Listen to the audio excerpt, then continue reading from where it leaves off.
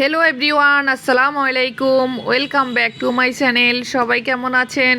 যে যেখান থেকে আমার ব্লগ ভিডিওটি দেখা শুরু করে দিয়েছেন, আল্লাহর অশেষ রহমতে ভালো আছেন, সুস্থ আছেন। আলহামদুলিল্লাহ, আমরা সপরিবারে ভালো আছি। মারিয়া লাইফস্টাইল অ্যান্ড কুকিং চ্যানেলে আপনাদের সবাইকে স্বাগতম। আজকে নতুন একটি ব্লগ ভিডিও নিয়ে এসেছি কোরবানি ঈদ উপলক্ষে। আশা করি আপনাদের এই ব্লগটি দেখে কাজে লাগবে। তো এখানে আমার বাসা এত পরিমাণ কাজ, তারপরও বাসাটা তো সুন্দর রাখতে হবে। ঈদ বলে কথা, ঈদের আগে তো অনেক কাজ করতে হয়, সবাই তো জানেন। আমিও তো তার ব্যতিক্রম না। তো আমি আর আমার মা সকাল থেকে সন্ধ্যা পর্যন্ত গাদার মতো খাটি, কারণ সবচেয়ে গুরুত্বপূর্ণ কাজ হচ্ছে আমার বিজনেস। আমার বাসায় বিজনেসের কাজ অনেক করতে হয়। দিনের অর্ধেকটা সময় চলে যায় বিজনেসের কাজের পিছনে, বাকি অর্ধেকটা সময় রান্না বান্না, খাওয়া দাওয়া, সংসারের কাজ, দোয়া পালা সব কিছু করতে হয়। তো ঈদের বাকি তো আর বেশি দিন নেই, সবাই জানেন। তো এখানে আমি আগের দিন সন্ধ্যা থেকে আমার বাসার কাজ শুরু করে দিয়েছি। একটু একটু করে সব কিছু শেষ করতেছি। অনেক কাজ শেষ হয়ে গেছে, আবার কিছু বাকিও আছে। তো এখানে আমার মা দিনের বেলা আমার এই সোফার কুশানের কাভার, তারপরে চেয়ারের কাভার, এগুলো সুন্দর করে হাতে পরিষ্কার করে ধুয়ে নিয়েছে, কারণ আমি মেশিনে এগুলা পরিষ্কার করি না, ধুতে দিই না আর কি। তো হাতে ধুলে আমার কাছে মনে হয় সবচেয়ে ভালো হয়, এজন্য। তো এখানে আমার মা রোদে শুকিয়ে সুন্দর করে নিয়ে এসেছে। আসার পরে সন্ধ্যার সময় আমি রেক্সিনটাকে ভালো করে সাবান পানি দিয়ে ধুয়ে পরিষ্কার করে নিয়েছি, কারণ আমার বাসায় যে পরিমাণ ধুলাবালু, এই কাজগুলো কিন্তু আমার প্রতি মাসে করা লাগে। তারপরে ঈদ বলে একটু চেষ্টা করি যে স্পেশালভাবে কিছু করার জন্য। তো আমি ওই যে চকবাজার থেকে কিছু ডেকোরেশনের জিনিসপত্র এনেছি, ডাইনিং টেবিলের। তো এখানে এই যে আমি ডাইনিং টেবিলটাকে সেট আপ করতেছি নতুন করে, আর আমার মা কুশনের কাভারগুলো ঢুকিয়ে আমার সাথে যতটা পারে উনি করতেছে, কারণ আমার একটা ছোট মেয়ে আছে, তাকেও দেখতে হয়।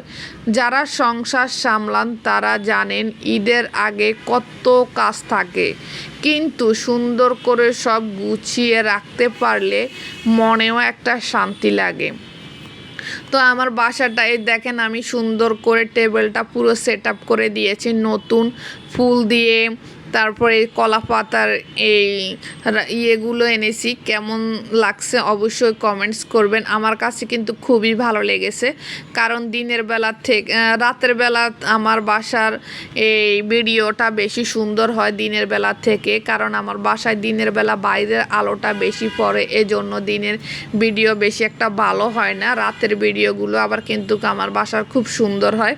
তো ক্লিনিংয়ের শেষ করার পরে পুরো বাসা আমি ঝাড়ু দিয়েছি। মুছার পরে শেষ হওয়ার পরে মনে হচ্ছিল পুরো বাসাটা যেন নতুন হয়ে গেছে। এত সুন্দরভাবে আমি বাসাটা পরিষ্কার করেছি, দেখেন আপনারা একবার। আমি আমার মন মতো আমার এই বাসাটা আমি গুছিয়ে নিয়েছি।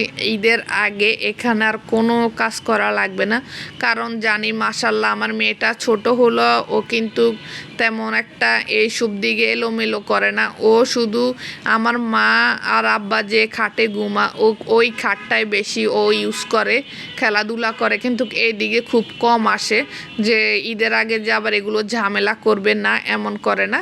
পরে আমার মা এক পদ তরকারি রান্না করছে, কারণ আজকে আমার প্রচুর কাজ শেষ করছিলাম বাসার। এই যে 4.5 কেজি ওজনের একটা মাছের মাথা আর লেজ বুনা করছিল, আর কিছু করেনি। এই জন্য একটু ঝোল রেখেছি যেন এক তরকারি দিয়ে খেতে পারি। এখন যদি আমি রান্নাঘরে রান্না করি তাহলে কিন্তু আমার অন্যান্য কাজ হবে না। এই জন্য ঈদ তো এসে গেছে, সবাই তো জানেন, কারণ আমার মশলা করতে হবে। আমি 2 দিন নিয়ে মশলা করেছি। তো আমি কারণ বাজার থেকে লিস্ট করে আপনাদের ভাইয়া বলছি কি কি আনা প্রয়োজন। তো যেগুলো আমার বাসায় ছিল ওগুলো লিস্ট করছি, যেগুলো ছিল না সেগুলো করছি, করে এই যে সব কিছু আমি একসাথে নিয়েছি। এখন আপনাদের ভাইয়া সবগুলো আমাকে মেপে দিতে উনি কখনো মেপে আমাকে দেয় না, কারণ উনি চোখের আন্দাজে সব কিছু নিতে পারে। উনি এক সময় ভালো রেস্টুরেন্টে জব করছে, বাবুচির কাজ করছে, এজন্য উনি মশলার আইডিয়া জানে কতটুকু মশলা লাগবে। এজন্য উনি ওনার আন্দাজ, চোখের আন্দাজ করে সব মশলা এখানে দিচ্ছে, কারণ এই মশলা ছাড়া কোরবানির মাংস তো খাওয়াই যাবে না। কারণ ঈদের গুরুত্বপূর্ণ কাজ হচ্ছে শাহি গরম মশলা তৈরি করায়। ঈদের রান্না গরম মশলার আলাদা একটা গুরুত্বপূর্ণ আছে। তো এখানে এই যে আমি এখানে নিয়েছে কাবাব চিলি, সাদা গোলমরিচ, এলাচ, জয়ফল, জয়ত্রী, শাহি জিরা, জিরা, ধনিয়া গুঁড়া, লং, কালো এলাচ, তারপরে হচ্ছে তেজপাতা, শুকনা মরিচ, তারপর লং, তারপরে হচ্ছে এখানে কাবাব চিলি, তারপরে হচ্ছে এখানে রাঁধুনি। মোট এখানে 14 পদের মশলা নিয়েছে। এই মশলাগুলো দিয়ে আপনি সব কিছুই রান্না করতে পারবেন, যেমন কাচ্ছি, তারপরে কালো বুনা, রেজালা, কোরবানির মাংস। এই মশলাটা দিয়ে সব কিছু রান্না করা যায়।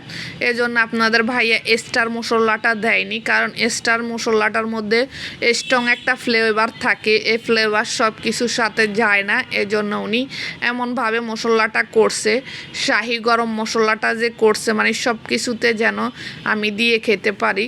তো আমার মা চুলার উপরে এগুলোকে একটু মসমসে করে নিচ্ছে, কারণ ব্লান্ডারে না হয় ধরবে না, বাইরে তো রোদ নেই, না হয় রোদে এগুলো শুকিয়ে নিতাম।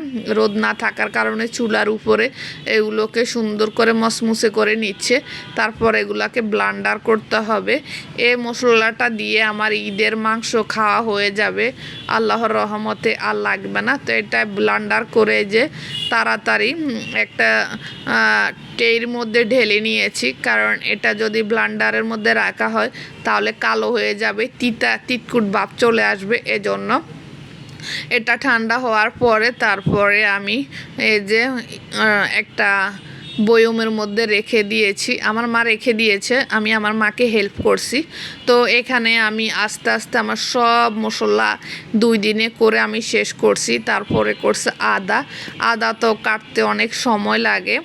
আপনাদের ভাইয়া কুচি কুচি করে দিয়েছে, আমার মাকে আদা সিলকা পরিষ্কার করে দিয়েছে। এখন আমার মা আস্তে আস্তে আদাটাকে ব্লান্ডার করে নিচ্ছে, তারপরে রসুন করবে। আপনারা যদি আমার চ্যানেলে নতুন হয়ে থাকেন প্লিজ চ্যানেলটি সাবস্ক্রাইব করে বেল বাটনটি অন করে দিবেন। আমার ভিডিওর কোনো অংশ যদি ভালো লেগে থাকে তাহলে একটি লাইক দিতে পারেন। যারা ফেসবুক পেজ থেকে আমার ভিডিওটি দেখবেন পেজটি ফলো দিয়ে লাইক দিবেন। আর প্রিয় ভাইয়া আপুরা আপনারা যারা করে রেখেছেন আপনাদের সবাইকে অসংখ্য ধন্যবাদ। তো এখানে হচ্ছে আমার এই যে 1.5 বাটি মানে 2 কেজি আদা, এখানে 2 কেজি আদা 1.5 বাটি হয়েছে। এগুলোকে ফ্রিজে রেখে দিয়েছি। বাকি রসুনগুলো করে ব্লান্ডার করে মানে একটা একটা করে গুছিয়ে নিচ্ছি, কারণ সবগুলো তো একসাথে করা সম্ভব না, আমার ব্লান্ডার গরম হয়ে যাবে দ্রুত। এই জন্য আধা ঘন্টা 1 ঘন্টা পর পর করছি। ভালো মানের ঘরের তৈরি গরম নিজের হাতের যে কোনো মশলা দিয়ে তরকারি রান্না করলে স্বাদ কয়েক গুণ বেড়ে যায়। এজন্য আমি সব কিছু ঘরে করার চেষ্টা করি। এখানে আধা কেজি শুকনা মরিচ এনেছি। শুকনা মরিচগুলোকে সুন্দর করে বটু সারিয়ে ভিজা ন্যাকড়া দিয়ে ভিজা কাপড় দিয়ে এটা কয়েকবার মুছিয়ে চুলার উপর দিয়ে এটাকে মসমুসে করে এই যে আমার মা ব্লান্ডার করে নিচ্ছে। এটাকে শিলপাটার মধ্যে পরে বাটবো। এটা আমার ভাই এর কাছে পাঠানো হবে, প্রবাসী ভাই বলছে ওর জন্য মরিচ করে দেওয়ার জন্য, ওর কাছে কেউ যাবে এজন্য।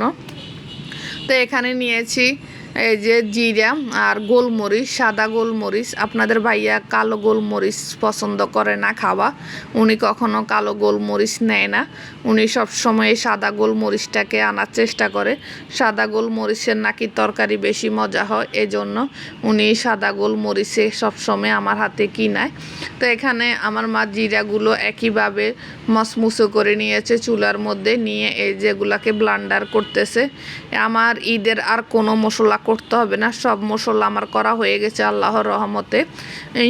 ইনশাল্লাহ যদি বেঁচে থাকি তাহলে কোরবানিতে মশলা দিয়ে কোরবানির মাংস রান্না হবে।